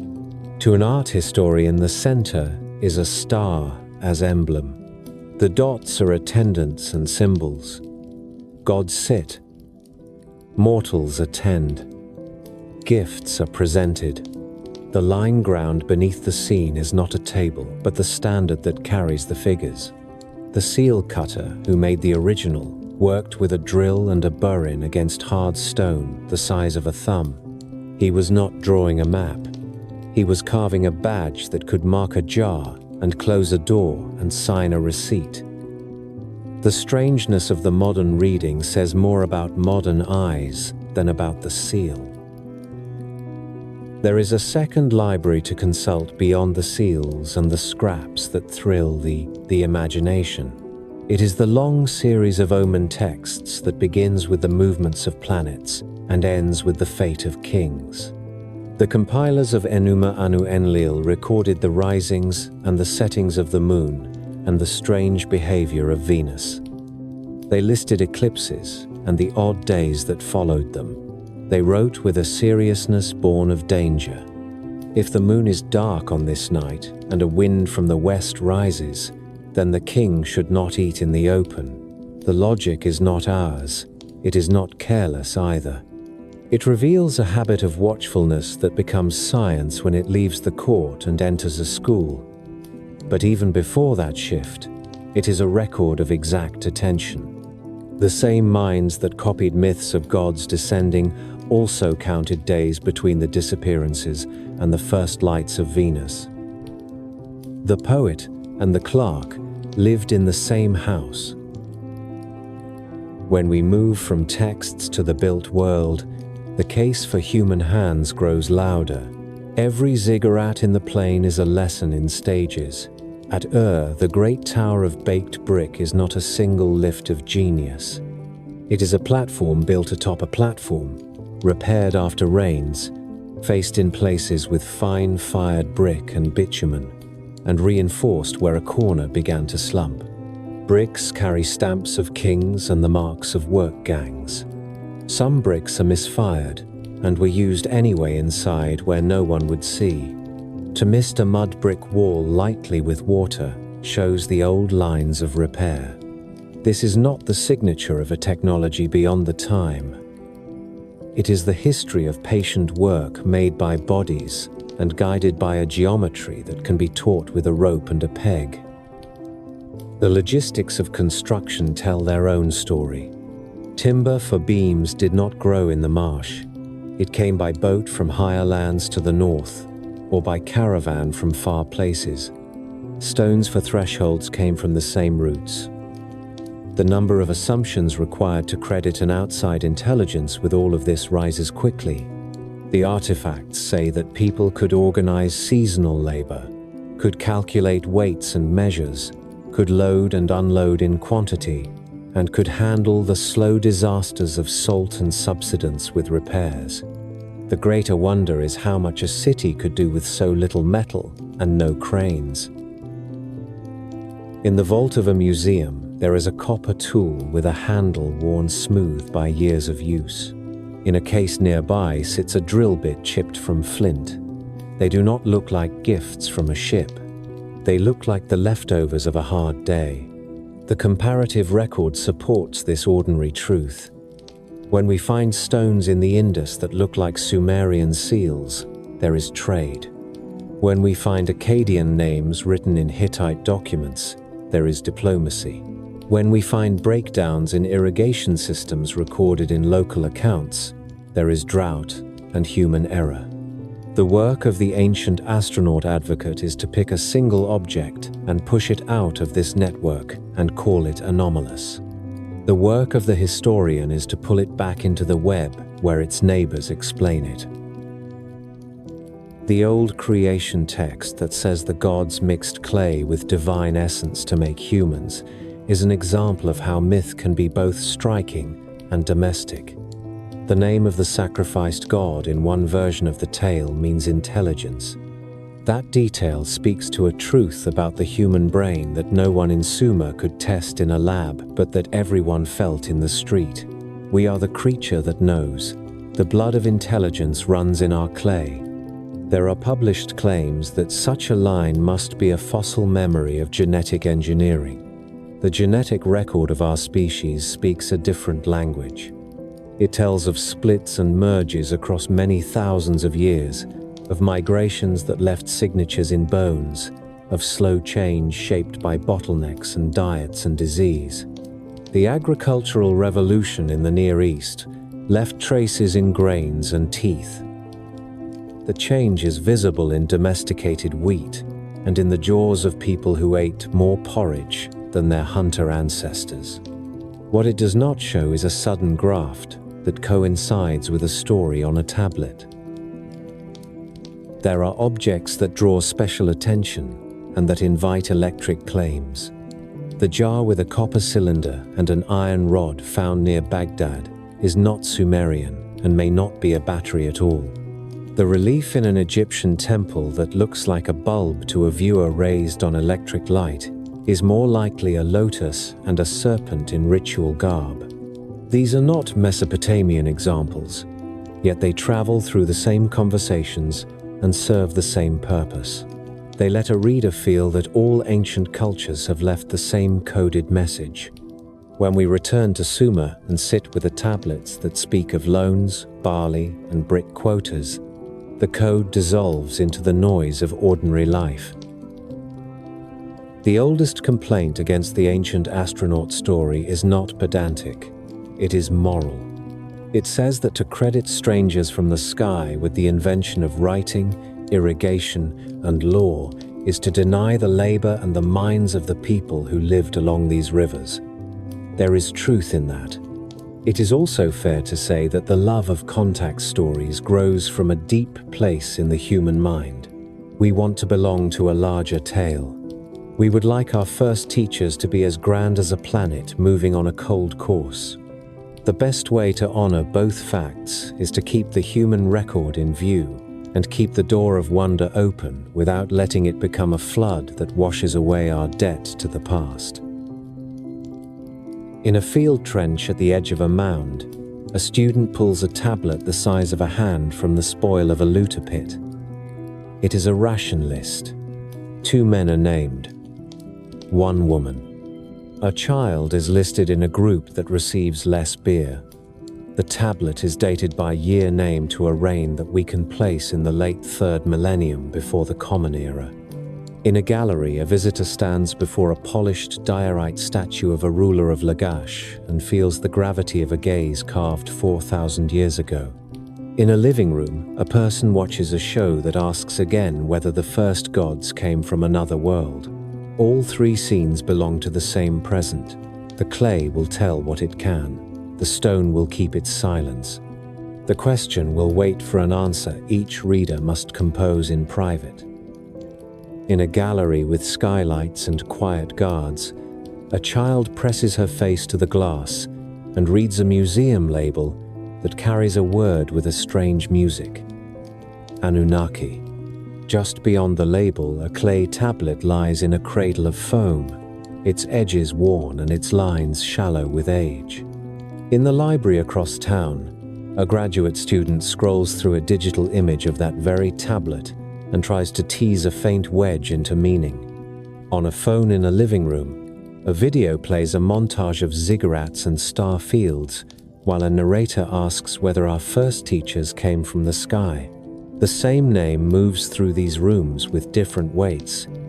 It is an ancient plural for a council of gods. It is a modern emblem for the hunger to know whether we are alone. Between the glass and the screen, between the label and the narrator, the Anunnaki have become a living question. The legacy of Sumer did not end when its language faded from market stalls. It passed into Akkadian prayers and Babylonian rituals, into Assyrian libraries, and the long memory of priestly schools.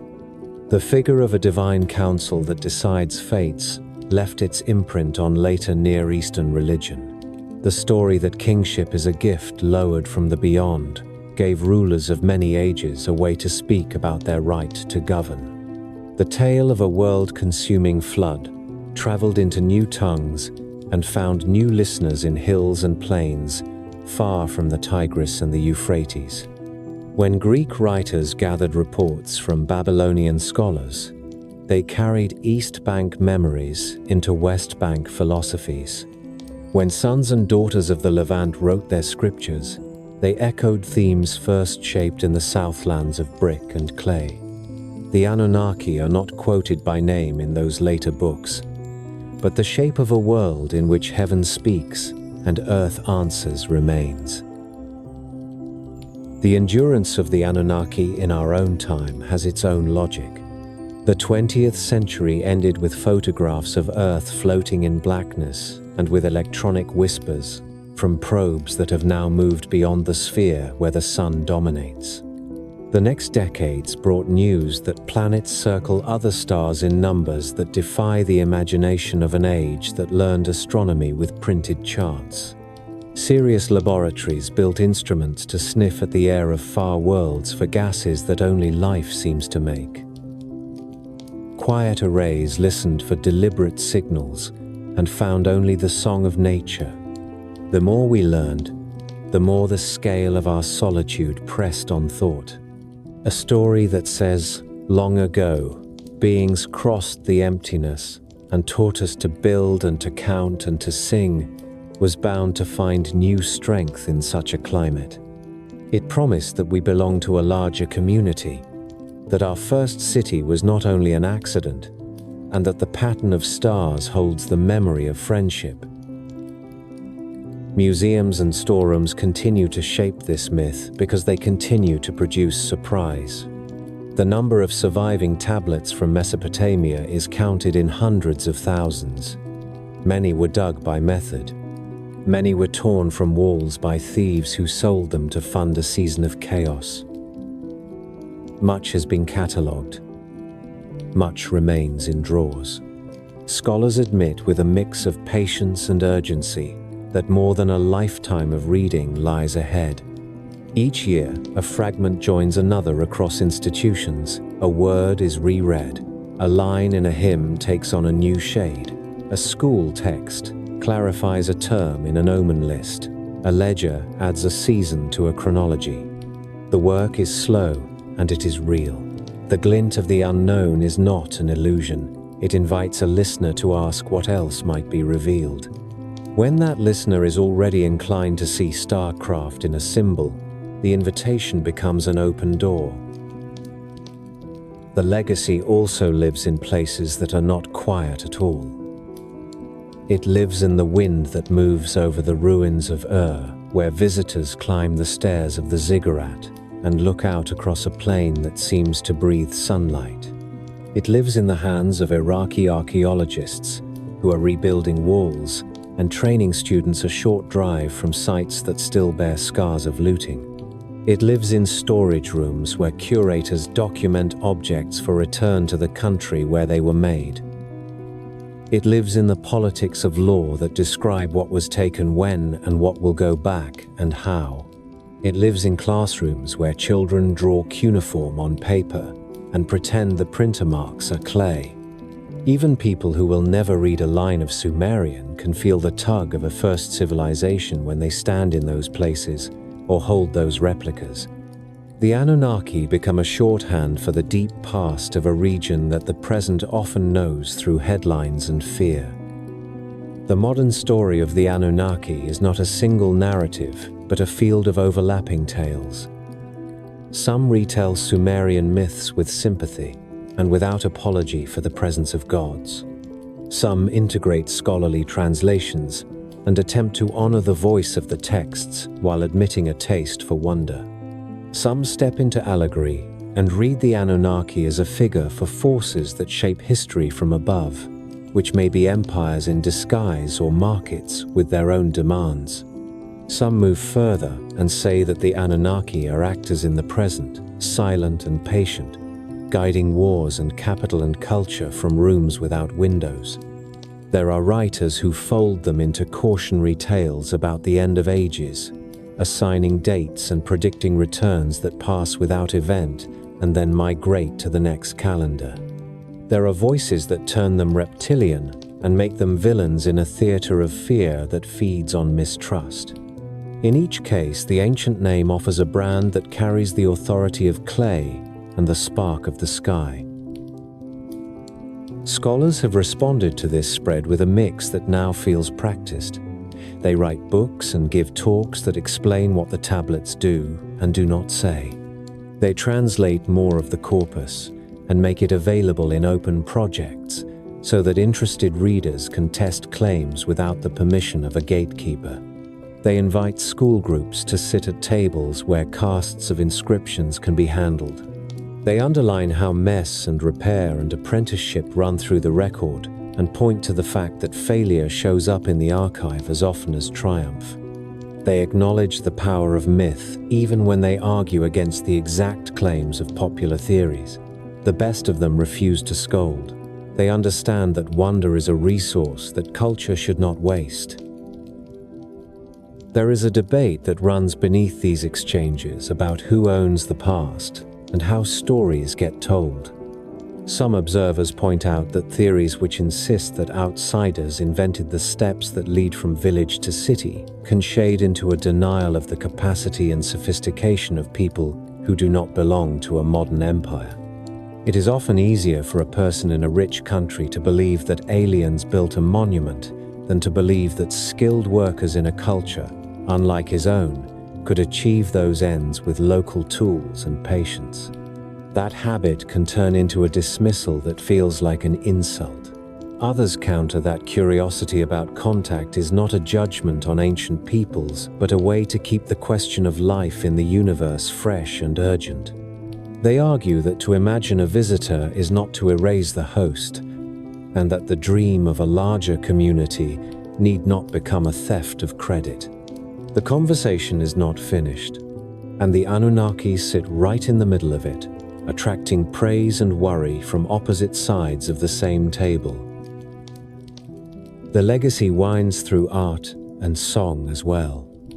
Graphic novels set in imagined Mesopotamia's conjure cities where gods walk as neighbors and where the line between temple and starport is thin on purpose.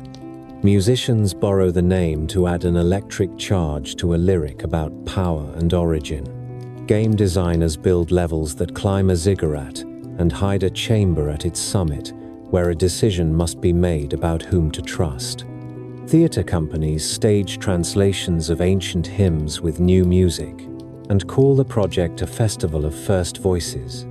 None of these owe their existence to scholarly agreement. They owe their existence to the fact that the raw material is powerful and the name sings. In the laboratory, the legacy takes another form. Linguists build software that learns the strokes of cuneiform and flags, possible joins in fragments that have sat apart for a century.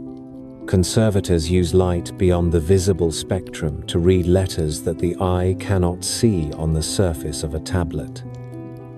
Geologists take samples from bricks and identify clays that point to particular pits and workshops.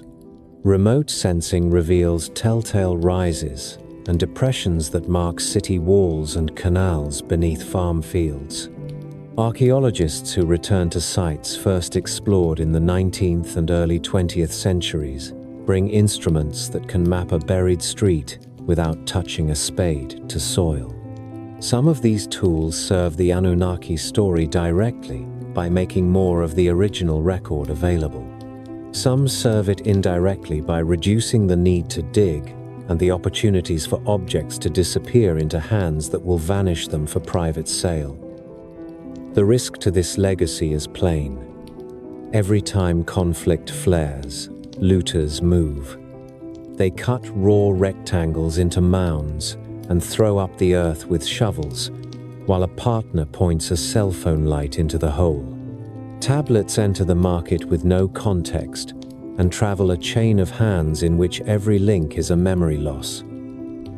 A tablet without an archaeological address is a voice without a street or a door. It can still speak.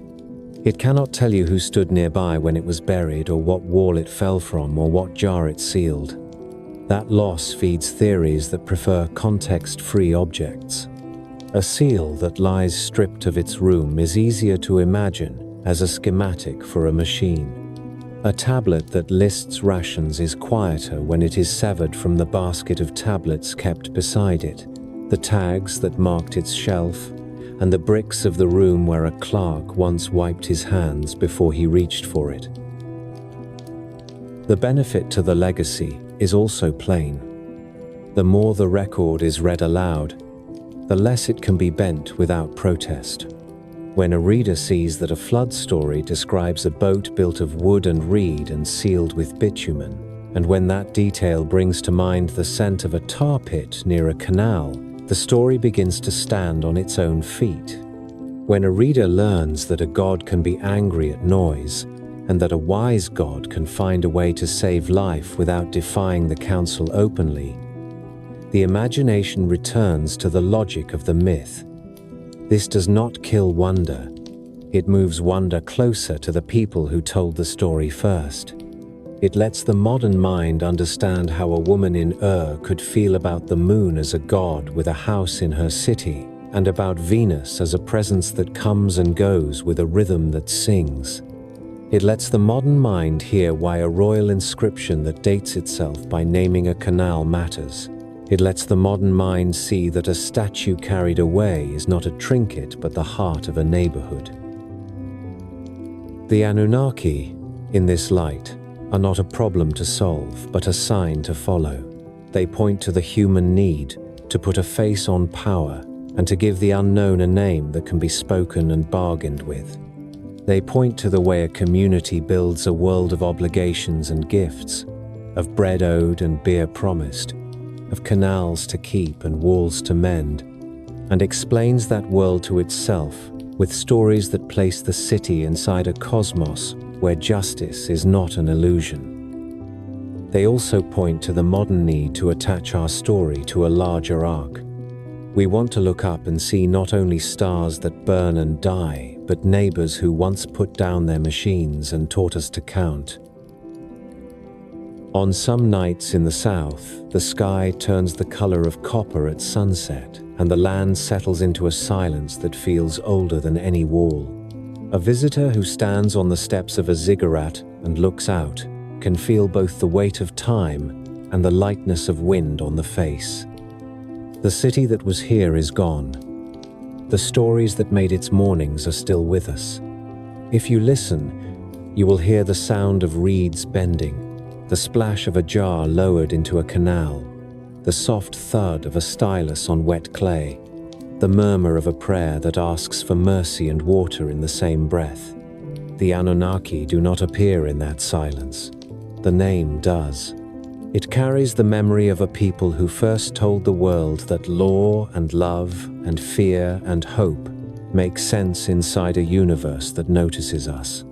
It carries the wish that our teachers might yet return, not to rule, but to share a sky that is large enough for all who look up.